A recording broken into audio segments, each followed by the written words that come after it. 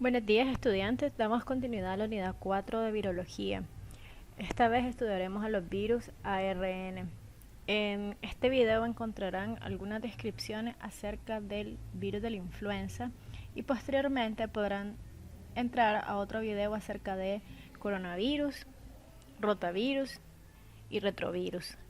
Entre los objetivos planteados para esta conferencia está mencionar las características estructurales y composición química de los virus ARN, exponer las características epidemiológicas de las infecciones causadas por estos virus, explicar los mecanismos de daño de los virus ARN en la interacción agente-huésped, mencionar las diversas formas clínicas producidas por los virus ARN, señalar los diferentes métodos de diagnóstico virológico y su utilidad en el abordaje de las infecciones causadas por virus ARN, y exponer las medidas de prevención de infecciones causadas por estos virus. Entre los virus ARN de importancia médica que ustedes estudiarán durante la unidad de virología, tenemos a los virus pertenecientes a la familia Orthomyxoviridae. En esta familia se encuentra el virus de la influenza. También estudiarán en autoestudio la familia Paramyxoviridae, en la cual se encuentran diversos géneros: respirovirus, rubulavirus, morbillivirus y neumovirus. Estos géneros tienen ciertas especies de virus que producen infecciones principalmente respiratorias. Todos los paramyxovirus se transmiten de manera respiratoria. Y así tenemos el virus de la parainfluenza, el virus de la parotiditis, el virus del sarampión, el virus sincitial respiratorio y el metaneumovirus. En la familia Coronaviridae también estudiarán lo que es la familia Reoviridae, en el cual se encuentra el rotavirus, y la familia Caliciviridae, en donde el cual se encuentra el norovirus. En otra conferencia encontrarán la familia Rhabdoviridae, cuyo género es el Lyssavirus, y la especie que vamos a estudiar es el virus de la rabia, que provoca la enfermedad de la rabia. Y también la familia Retroviridae, donde estudiaremos el virus de inmunodeficiencia adquirida. Es importante que recordemos, a manera de introducción, que los virus pueden tener únicamente un solo genoma, y este genoma puede ser un ARN o puede ser ADN. Ustedes ya estudiaron los virus ADN en conferencias previas. También los virus ARN en realidad son causantes de muchas enfermedades. Por ejemplo, ustedes ya estudiaron las arbovirosis, que son virus, que son enfermedades causadas por virus que se transmiten por artrópodos, y entre esas tenemos dengue, zika, chikungunya, que son enfermedades endémicas en nuestro país. Y también otras arbovirosis son, por ejemplo, el virus de la fiebre amarilla, que constituye una alerta de salud pública actualmente. A manera de introducción, también es importante que establezcamos diferencias y similitudes entre los virus que van a estudiar hoy. Si se fijan, todos son virus ARN monocatenario, excepto los rotavirus. Todos tienen envolturas, excepto picornavirus, calicivirus y rotavirus. Y algunos de los virus ARN son segmentados. El hecho de que sean segmentados, el hecho de que su genoma sea segmentado, les confiere variabilidad antigénica, y entre esos tenemos a los ortomyxovirus, es decir, al virus de la influenza, y a los reovirus, es decir, al rotavirus. Y también, si se fijan, todos estos virus ARN comparten la característica del sitio de replicación, que es en el citoplasma, excepto para influenza virus, que se replica en el núcleo. La gripe es causada por el conocido virus de la gripe o virus de la influenza. Este virus pertenece al género influenza virus de la familia Orthomyxoviridae. La gripe, en términos generales, no está considerada como una enfermedad mortal, pero puede ser catastrófica. A lo largo de la historia han habido pandemias que han cobrado millones de vidas, por lo que hoy en día es considerada una gran amenaza. Obviamente son parte de los principales patógenos respiratorios, producen millones de muertes en todo el mundo y también producen una gran carga de morbilidad y hospitalizaciones a nivel mundial. Y dada su mutabilidad y alta frecuencia de reagrupamiento genético, esto hace que se produzcan epidemias anuales mundiales y también constituye un reto para poder producir realizar actividades de control. Hablemos un poco de la estructura del virus de la influenza. Bueno, principalmente tenemos de que tiene 3 tipos: influenza tipo A, tipo B, tipo C, y estos tienen ciertas características. Por ejemplo, la influenza tipo A tiene una gran variedad antigénica y es causante de la mayoría de las epidemias anuales y de las pandemias que puedan suceder. Tenemos la influenza tipo B, sí puede tener variación antigénica y puede causar alguna epidemia. En cambio, la influenza tipo C tiene estabilidad antigénica, solamente se encuentra en humanos y produce una enfermedad leve. La simetría de la cápside del virión es helicoidal. Su genoma, como habíamos dicho, es de tipo virus ARN monocatenario segmentado. Dado el carácter segmentado del genoma, cuando una célula se infecta simultáneamente con 2 virus diferentes de un determinado tipo, mezclas de estos segmentos del gen progenitor pueden ensamblarse en viriones de la progenie. Este fenómeno se llama reagrupamiento genético.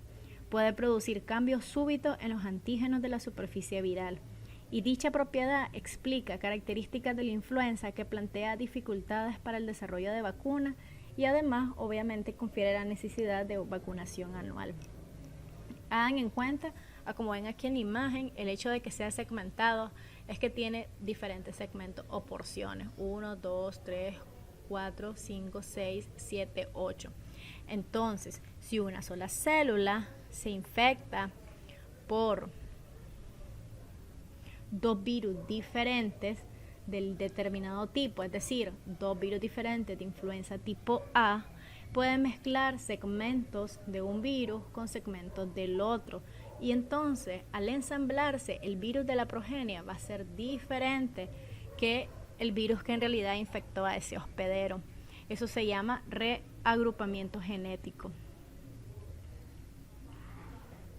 Y eso puede producir cambios súbitos en los antígenos de la superficie viral y hacer que nuestro sistema inmune ya no lo pueda detectar. Tiene 9 proteínas estructurales, una proteína no estructural, tiene envoltura, y las proteínas que se encuentran en la envoltura son las que determinan la variación antigénica de los virus de la influenza. Tenemos que esas glucoproteínas de la envoltura son la hemaglutinina y la neuraminidasa. La replicación, como habíamos dicho, se da en el núcleo y su característica sobresaliente es el resamblaje genético frecuente.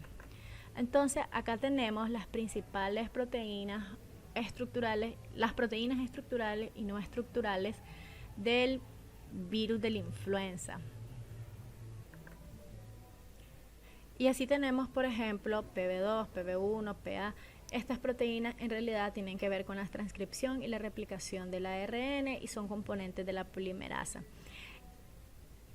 2 proteínas de las cuales vamos a ponerle mucha atención es la hemaglutinina y la neuraminidasa, dado que estas 2 determinan los subtipos y además tienen funciones que ayudan a la replicación del virus. Por ejemplo, la hemaglutinina participa en la fusión que es necesaria para que pueda entrar la nucleocápside al interior de la célula blanco. Y también tenemos la neuraminidasa, tiene una función de enzima y facilita la liberación del virus de la célula blanca. Entonces, ambas son muy importantes en lo que respecta no solamente a la replicación viral, sino también a que confiere la determinación de los subtipos. Y así tenemos que la hemaglutinina, aunque son 18 subtipos los que se han detectado, únicamente 6 afectan a humanos, y la neuraminidasa son 11 subtipos, pero en realidad N1 y N2 son los que afectan para humanos, y probablemente ya muchos de ustedes han escuchado a la influenza A H1N1, que básicamente vamos a seguir viendo más adelante a qué se refieren con esto.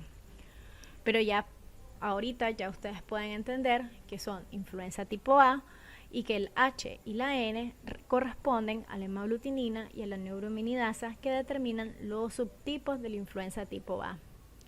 También tenemos proteínas de matriz y proteínas de matriz y nucleoproteínas, las cuales básicamente son específicas de tipos, es decir, las proteínas de matriz M1, de membrana M2 y la nucleoproteína determinan los tipos de influenza en influenza tipo A, influenza tipo B e influenza tipo C, y no existe reactividad cruzada entre esos tres tipos.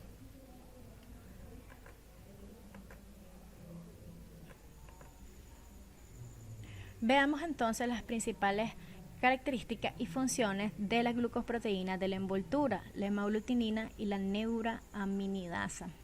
La hemaglutinina es un trímero que fija la partícula viral a la célula huésped susceptible. Es el principal antígeno contra el cual se dirigen los anticuerpos neutralizantes o protectores. Y obviamente es la causa principal de la evolución continua de nuevas cepas y de las epidemias de influenza subsiguiente. Los virus de la influenza normalmente se mantienen circunscritos a las vías respiratorias debido a que las enzimas de proteasa que desdoblan esta hemaglutinina se expresan solamente en esos lugares y es necesario que se dé ese desdoblamiento para que el virus sea infeccioso. Si no, no podría penetrar a nuestra célula blanco, a nuestra célula huésped. La neuraminidasa, en cambio, es un tetrámero que tiene la función principal al final del ciclo de la replicación viral. Es una enzima sialidasa que retira ácido siálico de los glucoconjugados y facilita la liberación de las partículas virales de las células infectadas durante el proceso de gemación. También la neuraminidasa es importante para determinar el subtipo de las cepas. Es posible que ayude al virus a abrirse camino a través de la capa de mucina para llegar a las dianas celulares epiteliales. Es importante que conozcan las funciones de cada una de ellas y sean capaces de establecer diferencias. Una vez que conocemos la estructura, es un poco más sencillo entender a qué se debe la clasificación de los virus de la influenza. Como decíamos, estos son los tipos de virus de la influenza, influenza virus tipo A, tipo B, tipo C. La influenza virus tipo A se encuentra en cepas humanas y animales, influenza virus B principalmente en cepa humana y la influenza virus C únicamente en cepa humana. La clasificación antigénica está dada en tipos por las proteínas estructurales internas y las proteínas de matriz y membrana y no hay reacción cruzada entre ellas. En cambio, para clasificar los subtipos tenemos que la variación está dada por la variación antigénica en las glucoproteínas de la superficie, neuraminidasa y hemaglutinina. Recuerden, solo el virus de la influenza tipo A tiene subtipo asignado. Y les voy a explicar un poco para que conozcan en realidad cómo se da la nomenclatura de estos virus. Recordemos que actualmente, según la Organización Mundial de la Salud, los subtipos que están circulando entre el ser humano son el AH1N1 cepa 2009 y el AH3N2. Entonces, acá tenemos que primeramente la letra representa lo que es el tipo de influenza, luego continúa el hospedero de origen. En el caso de los seres humanos no es necesario colocar hospedero de origen, luego el origen geográfico, luego tenemos el número de cepa que van aislando y luego el año de aislamiento.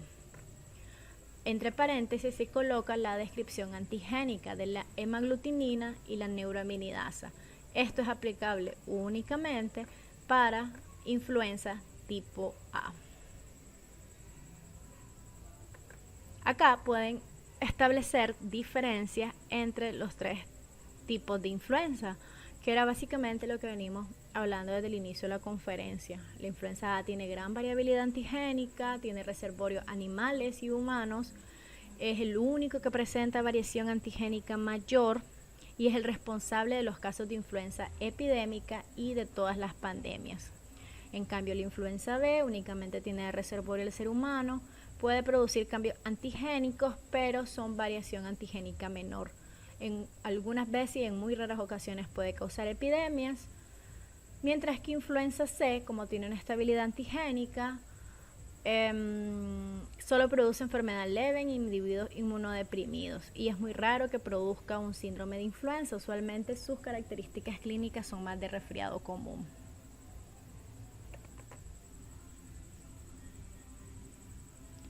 Los virus de la influenza son notables debido a los frecuentes cambios antigénicos que ocurren en la hemaglutinina y neuraminidasa.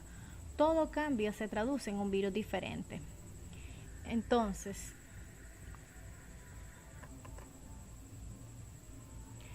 Entonces, el reagrupamiento genético o reensamblaje genético puede producir cambios súbitos en los antígenos de la superficie viral. Cuando el número de personas susceptibles en una población alcanza un nivel suficiente, la nueva cepa del virus provocará una epidemia. Este cambio puede ser gradual, como se ve en la variación antigénica menor, o puede ser drástico y abrupto en la variación antigénica mayor.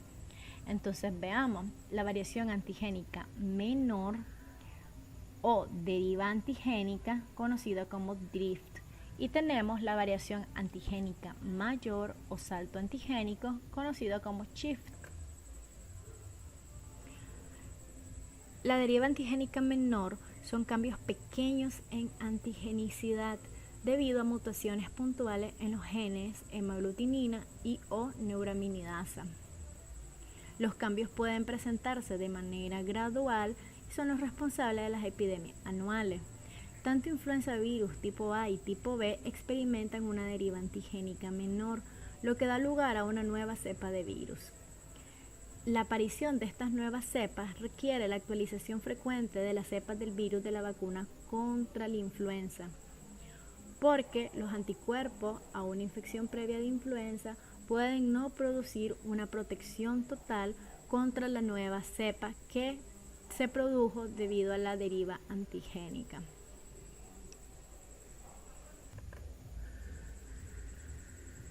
Los virus de la influenza tipo A pueden experimentar un tipo de cambio más abrupto y dramático llamado cambio antigénico mayor o variación antigénica mayor, shift o salto antigénico. Estos son cambios drásticos en la secuencia de una proteína de la superficie viral causado por el reagrupamiento genético con una cepa no relacionada. Ejemplo, hay un reagrupamiento genético entre los virus de la influenza humana, porcina y aviar, dando como resultado la aparición de un nuevo subtipo. Existen al menos 3 posibles mecanismos por los cuales puede ocurrir este salto antigénico. ¿Y cuáles son esos? 1. Un virus que porta nuevas proteínas de hemaglutinina y neuraminidasa puede surgir a través de la recombinación genética del virus de la influenza humano y no humanos, por ejemplo, cerdos y aves. La otra posibilidad es que un virus de otros animales, por ejemplo, pájaros o cerdos, puedan infectar directamente a los seres humanos. Y la tercera posibilidad es que un virus de la influenza no humano pase de un tipo animal, por ejemplo las aves, hacia un huésped animal intermediario, por ejemplo los cerdos, y de ahí se pase a los humanos, que fue lo que se cree que sucedió en la pandemia del 2009. La variación antigénica mayores ocurren infrecuentemente. Dado esto, cuando produce un nuevo virus de la influenza, la población mundial no tendrá anticuerpos contra este. Y si además la nueva cepa es capaz de producir enfermedad en los seres humanos con altas tasas de transmisión, puede llegar a tener el potencial de esparcirse mundialmente y causar una pandemia. Recuerden, solo la influenza A experimenta variación antigénica mayor. Es importante que recuerden esta diferencia entre una variación antigénica mayor y una variación antigénica menor. Vean acá los ejemplos de variación antigénica mayor de influenza tipo A que se han dado a lo largo de la historia. En 1918 se dio la denominada gripe española. Y lo que se cree es de que hubo transmisión de un virus H1N1 de la ave hacia el humano. Entonces se cree que los 8 segmentos genéticos se originaron a partir del virus de la influenza aviar. Sin embargo, en 1957 se dio otra pandemia que es la gripe asiática.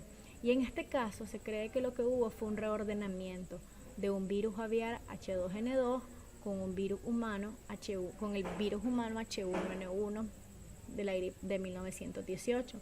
Entonces se introdujeron 3 nuevos segmentos genéticos del virus de la influenza aviar y además contenía 5 segmentos de ARN de 1918.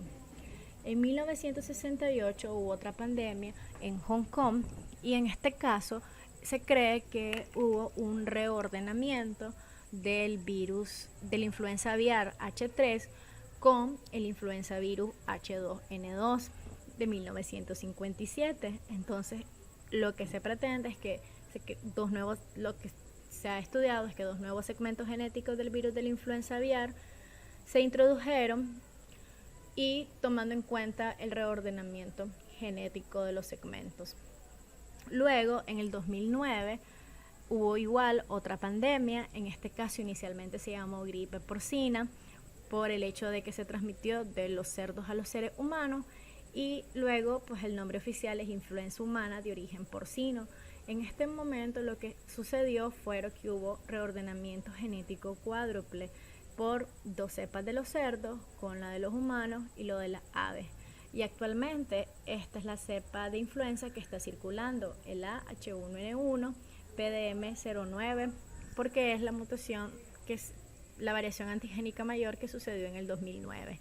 Entonces, una de las preocupaciones es saber cuál es la siguiente pandemia de influenza, qué es lo que va a suceder con el reordenamiento genético del virus de la influenza y el potencial riesgo de que se produzca otra pandemia.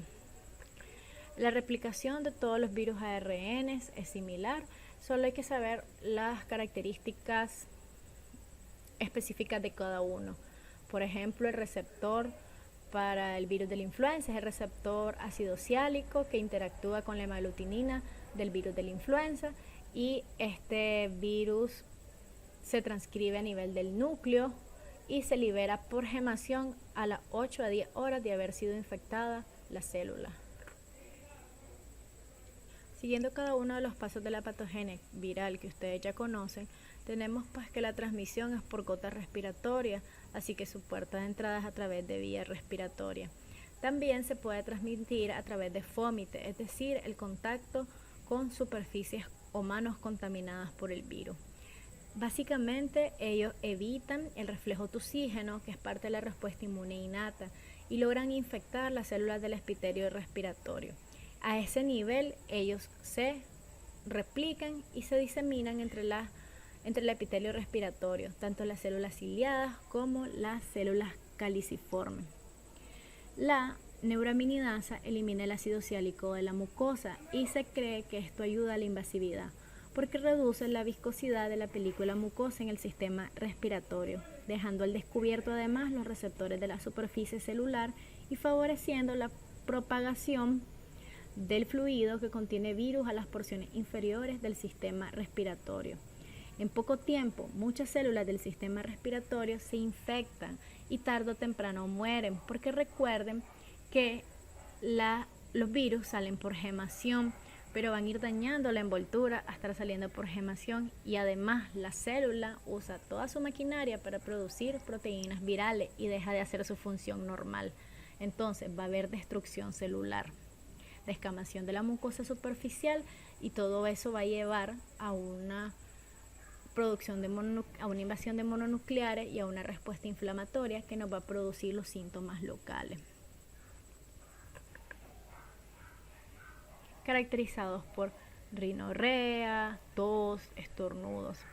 Además, se va a producir una secreción de interferón y citocinas, los cuales producen lo que son los síntomas sistémicos, por ejemplo, la fiebre.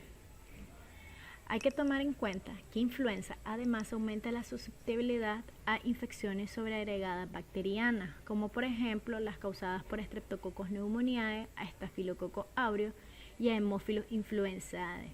Se sugiere que esto se da por pérdida de la depuración por los cilios, por la disfunción de las células fagocíticas y por la generación de un medio de multiplicación bacteriana enriquecido por el exudado alveolar. Recuerden que las infecciones por influenza causan la destrucción celular de la mucosa superficial del sistema respiratorio, aunque no afecten la capa basal del epitelio. Para que se dé una reparación completa del daño celular, probablemente tarde hasta un mes.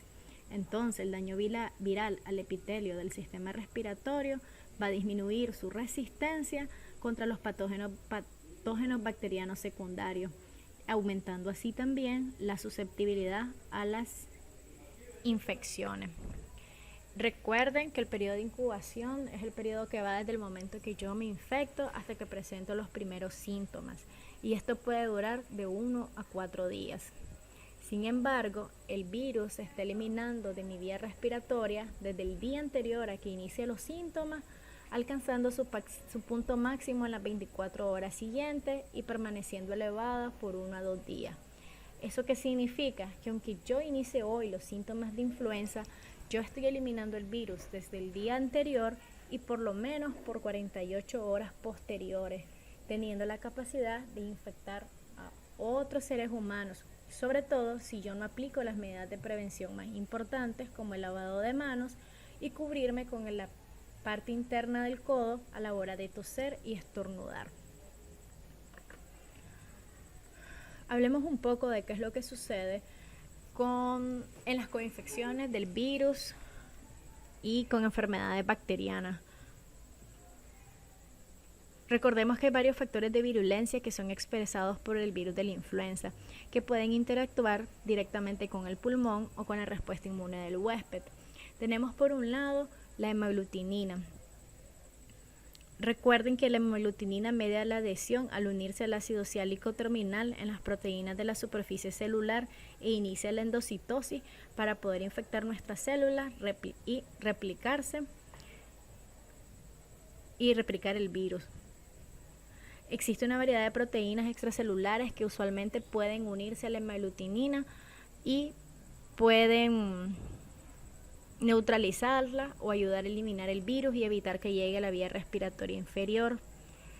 Así que, sin embargo, se une a la parte glucosilada de la hemaglutinina. Si tenemos una hemaglutinina no glucosilada o pobremente glucosilada, entonces va a tener la capacidad de penetrar profundamente a los pulmones.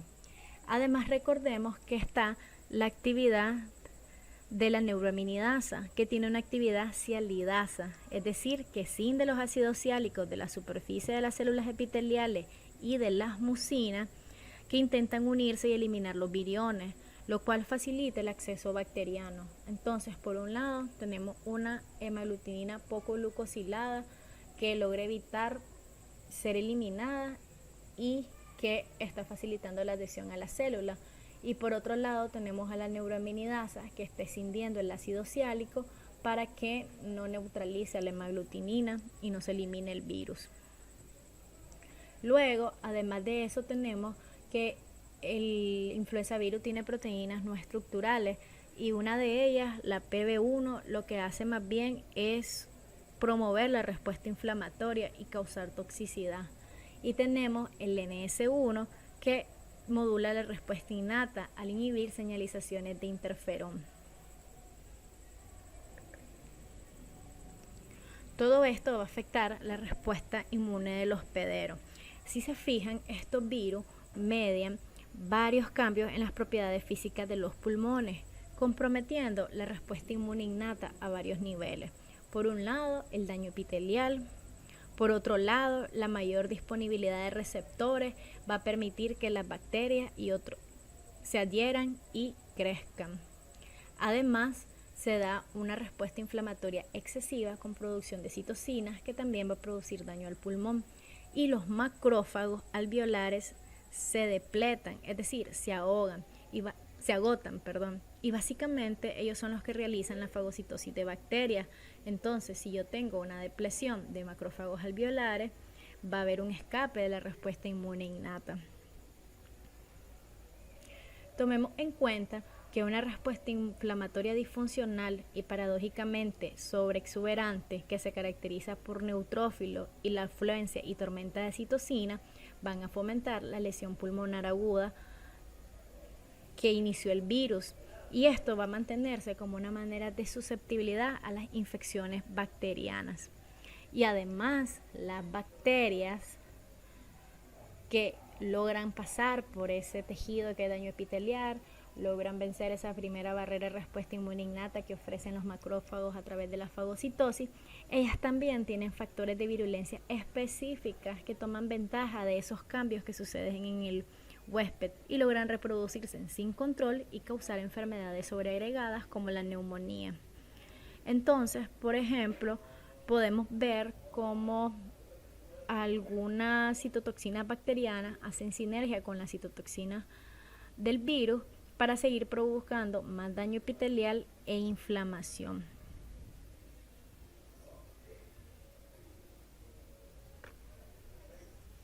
Entonces, la producción de virus puede estar controlada de 4 a 6 días después de la infección, pero el daño tisular debido a la respuesta inflamatoria inmunitaria e innata va a seguir su curso y la reparación de ese tejido dañado se inicia hasta 5 días después de la aparición de síntomas, aunque puede durar hasta un mes, sobre todo en los ancianos, que los va a volver obviamente susceptibles a estas infecciones sobreagregadas. Hablando de inmunidad, tenemos de que obviamente está el reflejo oxígeno, parte de la respuesta inmune innata, hay anticuerpos de inmunoglobulina A, interferón, linfocitos citotóxicos que se encargan de producir lisis de la célula infectada. Hay que tomar en cuenta que solo los anticuerpos contra la hemaglutinina y neuraminidasa son los protectores, que ayudan los anticuerpos contra la hemaglutinina a tener resistencia contra la infección y anticuerpos contra la neuraminidasa disminuyen la gravedad. Puede ocurrir reinfección con el mismo virus y los 3 tipos de virus de la influenza no tienen relación antigénica y por tanto no inducen protección cruzada, es decir, que yo me puedo infectar con un virus de la influenza tipo A, luego con un virus de la influenza tipo B, en otra ocasión con un virus de la influenza tipo C y no hay una protección cruzada entre ellos.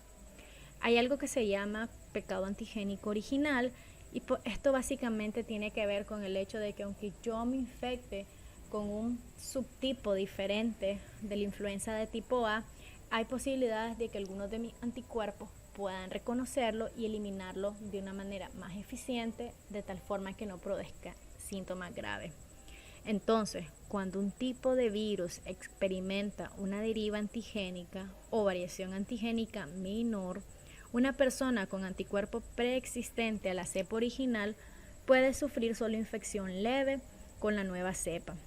Las infecciones subsiguientes a las inmunizaciones refuerzan la respuesta de anticuerpos al primer subtipo de influenza experimentado años antes, un fenómeno denominado pecado antigénico original y otra de las ventajas que se pueden extrapolar de la vacunación anual.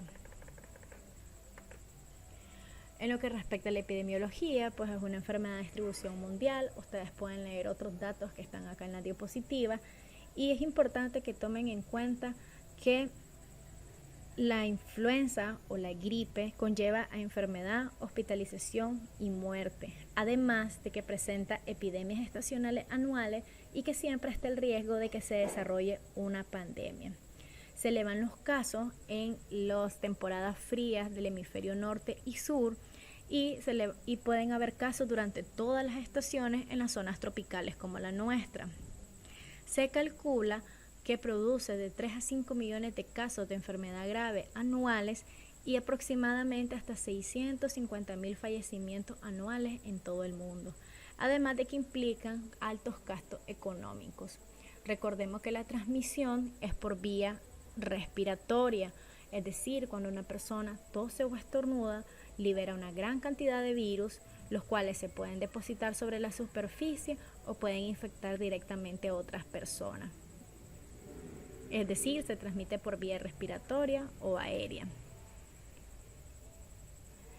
Debemos de tomar en cuenta que entre la población de riesgo, la gripe puede ser fatal y los grupos de riesgo para gravedad incluyen adultos mayores, niños muy pequeños, personas con afecciones médicas subyacentes como problemas pulmonares, renales, cardíacos, diabetes, cáncer, inmunodepresión y las embarazadas.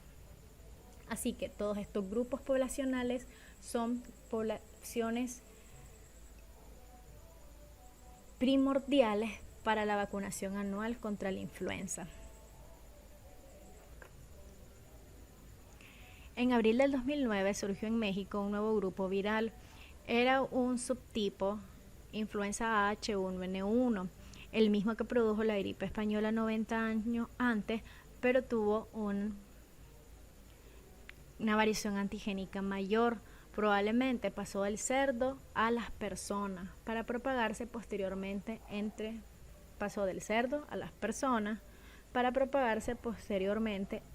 humanos.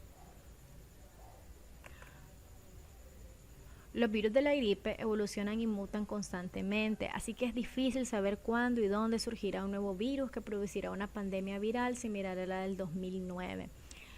Es de tomar en cuenta que la pandemia del virus H1N1 del 2009 cobró unas 200.000 vidas, y en este caso muchos jóvenes se vieron afectados y que previamente no eran considerados grupos de riesgo. Los subtipos que actualmente circulan en el ser humano son el AH1N1 PDM09, es decir, de la pandemia del 2009, y el AH3N2. Esto sucede de esta forma también en nuestro país. Para cuando estuvo la pandemia en abril del 2009, el primer caso en el país se detectó el 1 de junio y cobró 11 muertes por la gripe AH1N1 de la pandemia de ese año. Recuerden que todas las pandemias conocidas han sido causadas por virus gripales del tipo A. Los virus del tipo B no se clasifican en subtipos, pero los circulantes actualmente pueden dividirse en dos linajes, Yamagata y Victoria. Dada la importancia en salud pública de la influenza y los riesgos de que se produzca otra pandemia por alguna variación antigénica mayor, más de 110 países cuentan con un sistema de vigilancia que permite recopilar muestras de virus gripales para realizar pruebas y recabar información epidemiológica. Nicaragua es parte de esta red que se encarga de reportar a la OPS los virus que están circulando en nuestro país y tienen dos programas de vigilancia. Uno se conoce como la vigilancia de IRA-G, lo cual significa vigilancia de infecciones respiratorias agudas graves. Todo paciente hospitalizado en uno de estos hospitales centinelas que están en Managua, Masaya, en uno de estos hospitales de vigilancia que están en Managua, Masaya y Estelí, se les realiza pruebas para tamizaje de virus estacionales, influenza A, influenza B y otros virus respiratorios como parainfluenza 1, 2 y 3, virus sincitial respiratorio, metaneumovirus y adenovirus. Además, se cuenta con sitios de vigilancia de ETI, es decir, de enfermedades tipo influenza, en centros de salud de Managua, Masaya y Estelí. Estas unidades pueden realizar inmunofluorescencia indirecta y en el Centro Nacional de Diagnóstico y Referencia de Laboratorios en Managua tienen la capacidad técnica para además realizar reacción en cadena polimerasa transcriptasa reversa, RT-PCR y aislamiento viral. Usualmente se procesan hasta 8.673 muestras al año. A la semana 15 del 2022 ya habían 48 casos confirmados en el país de influenza AH3N2 y A no tipificado. En otros años, los virus de la influenza que han circulado es el H1N1, PDM 2009, influenza H3N2 e influenza B y el virus sincitial respiratorio. Es de mencionar que desde la introducción del SARS-CoV-2 en la región de las Américas y a pesar de los elevados niveles de uso de pruebas de detección, los casos de influenza registrados han sido excepcionalmente bajos. Sin embargo, en las últimas 4 semanas epidemiológicas del 2022, la actividad de influenza, particularmente de influenza H3N2, igualmente en nuestro país, continúa aumentando en el hemisferio norte y en algunos países del hemisferio sur, y en el país tenemos 48 casos. Este aumento en los hemisferios norte y sur se considera que está relacionado con el inicio de la temporada de influenza, con el aumento de la movilidad de la población y la flexibilización de las medidas de salud pública implementadas en respuesta a la pandemia COVID-19. Hablemos de las manifestaciones clínicas por influenza. Las manifestaciones clínicas por influenza incluyen dolor de cabeza, dolor muscular, escalofríos, malestar general, fiebre mayor a 38, dolor de garganta, tos seca y ojos irritados, es decir, como que tengan una conjuntivitis no purulenta, hiperemia conjuntival. En los niños usualmente se dan estas fiebres muy altas y pueden verse mayormente asociados a vómitos, diarrea y convulsiones febriles. La mayoría de estos síntomas se pueden recuperar a las 2 semanas, incluso sin tratamiento, pero en personas inmunocompetentes. Las personas con factores de riesgo tienen una mayor probabilidad de pasar a una forma grave de la enfermedad. Acá podemos ver cuáles eran las características clínicas más frecuentes de influenza humana en el brote del 2009 y se mantiene esta sintomatología: fiebre de inicio súbito, tos seca, dolor de garganta, secreción nasal, asociado a mal estado general con cefalea, dolor en articulaciones, dolor muscular, puede haber conjuntivitis y puede haber también náuseas, vómitos y diarrea, y en casos graves, dificultad respiratoria. La definición de enfermedad tipo influenza en los sitios centinelas que se encuentran en el país es de todo paciente de cualquier edad con historia de aparición súbita de fiebre superior a 38, tos o dolor de garganta en los últimos 10 días y ausencia de otro diagnóstico. Entonces estos pacientes obviamente son sometidos a realizarse una muestra de hisopado nasofaringeo para buscar la presencia del virus de influenza. Y también se manda al CNDR una cantidad de muestras para que confirmen cuál es la cepa que está circulando actualmente en el país. Y también el CNDR debe de enviar al centro de Atlanta de la OMS, a centros regionales de la OMS, para que confirmen la subtipificación y poder saber cuáles son las cepas de influenza que están circulando. Entre las complicaciones tenemos convulsiones febriles, neumonía viral grave, sobre todo por influenza A, neumonía bacteriana sobreagregada por Staphylococcus aureus, Streptococcus pneumoniae o Haemophilus influenzae. Otras complicaciones menos frecuentes: miositis, encefalitis postgripal y síndrome de Guillain-Barré y síndrome de Reyes. En lo que respecta al diagnóstico, tenemos que el diagnóstico clínico es poco confiable debido a que presenta una sintomatología muy similar a las causadas por otros virus. Sin embargo, el diagnóstico clínico presuntivo en casos epidémicos es bastante útil. En lo que respecta a las pruebas de laboratorio, estas son las que confirman el diagnóstico, y las muestras biológicas que se pueden utilizar para realizar estas pruebas son frotis nasofaringeo, aspirado nasal, líquido de lavado nasal, e idealmente esa recolección debe de ser dentro de los primeros 3 días después de iniciados los síntomas, porque recuerden que en esos días es cuando está la replicación viral a nivel del epitelio respiratorio y es el tiempo en que estamos eliminando el virus. El diagnóstico se puede hacer a través de métodos directos que buscan detectar el virus o detectar el antígeno. Entonces así tenemos, por ejemplo, los aislamientos virales a través de cultivos, los cuales son poco prácticos y poco útiles en la vida diaria porque son muy costosos, no se pueden realizar en todos los lugares, así que usualmente se deja para vigilancia epidemiológica. Y también tenemos la opción de hacer una reacción en cadena de polimerasa transcriptasa reversa, la cual es rápida, sensible, específica, permite la identificación del tipo y la cepa del virus de la gripe, e incluso existe tecnología múltiple en donde en una sola prueba se pueden detectar diferentes virus respiratorios. Recordemos que a nivel nacional se hace RT-PCR únicamente en el Centro Nacional de Diagnóstico y Referencia en Managua.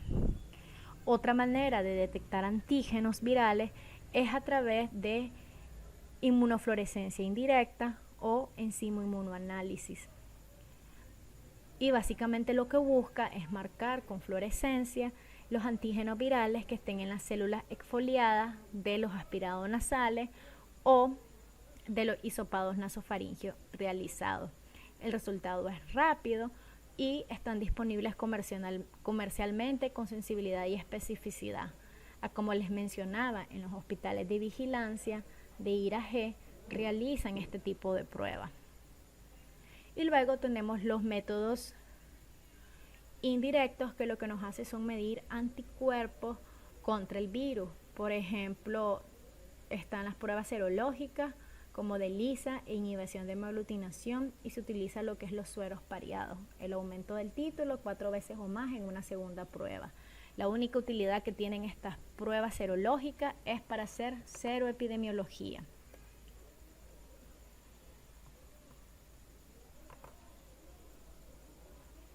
Y esos métodos diagnósticos son básicamente los recomendados también por la OMS.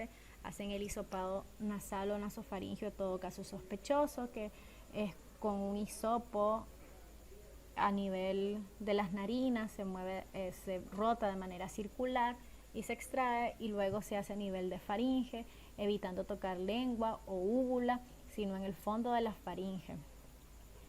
Y esas muestras se colocan en un medio de transporte para ser llevados al laboratorio, en donde realizarán pruebas rápidas o realizarán también inmunofluorescencia indirecta. Además, un porcentaje de estas pruebas debe de realizársele aislamiento viral con cultivos virales para poder tipificarlos, así como reacción en cadena polimerasa transcriptasa reversa para su aislamiento y tipificación. A su vez, el CNDR, que es el que realiza estas pruebas, debe enviar las oficinas regionales determinadas por la OMS para corroborar la tipificación o para tipificar virus de la influenza que no se pudieron tipificar en nuestro laboratorio nacional. También existen pruebas rápidas, como este kit que ven acá, que les puede recordar como una prueba de embarazo. Básicamente lo mismo, van a ver las rayitas que marcan el control o la presencia de antígeno. Y estas pruebas rápidas pues nos pueden dar una idea si un paciente está infectado con el virus de la influenza. La prevención es muy importante en lo que respecta a la influenza, y tenemos que existen ciertos fármacos. Existen unos fármacos que son inhibidores de la proteína de membrana M2, como es la amantadina o su análogo rimantadina.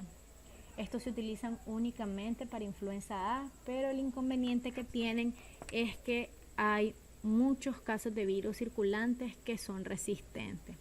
Y básicamente lo que intentan es inhibir la pérdida de la envoltura al actuar sobre M2. También existen otros inhibidores, que son los inhibidores de la neuraminidasa, como el oseltamivir, el cual está disponible a nivel público en nuestro país, y este pues actúa sobre la influenza A y sobre la neuraminidasa de la influenza A y la influenza B, y son útiles para profilaxis y tratamiento. Es decir, por ejemplo, ustedes tienen un paciente pediátrico, un niño que le detectan influenza, y resulta que él vive con el abuelito que padece de cáncer y tiene 60 años, es decir, 2 factores de riesgo para gravedad. Entonces uno envía la dosis de profilaxis a ese paciente por haber estado en contacto con el niño positivo a influenza. Y también está la opción de tratamiento. La opción de tratamiento significa,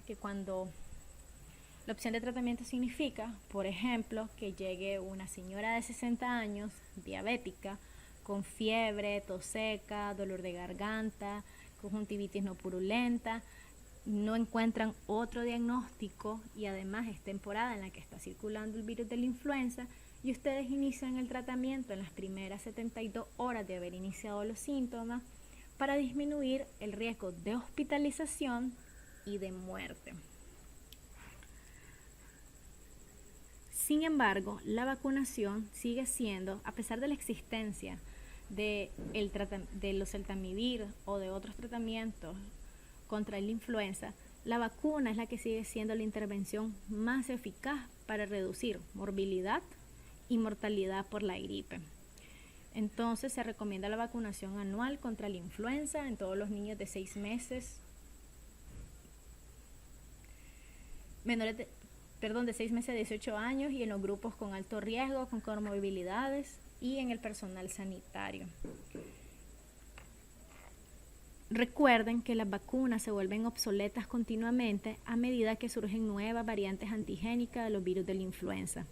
Así que la vigilancia de los brotes de influenza es necesaria a fin de identificar la aparición temprana de nuevas cepas, con el objetivo, 1, de preparar vacunas contra estas cepas emergentes, y 2,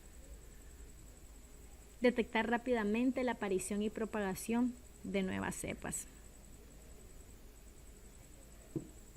Otras medidas preventivas son el lavado de manos y cubrirse con el ángulo interno del codo al toser y estornudar.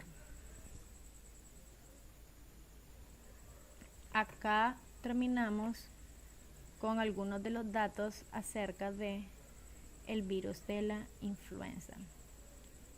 Muchas gracias por su atención. Recuerden lavarse las manos. Manos limpias salvan vidas.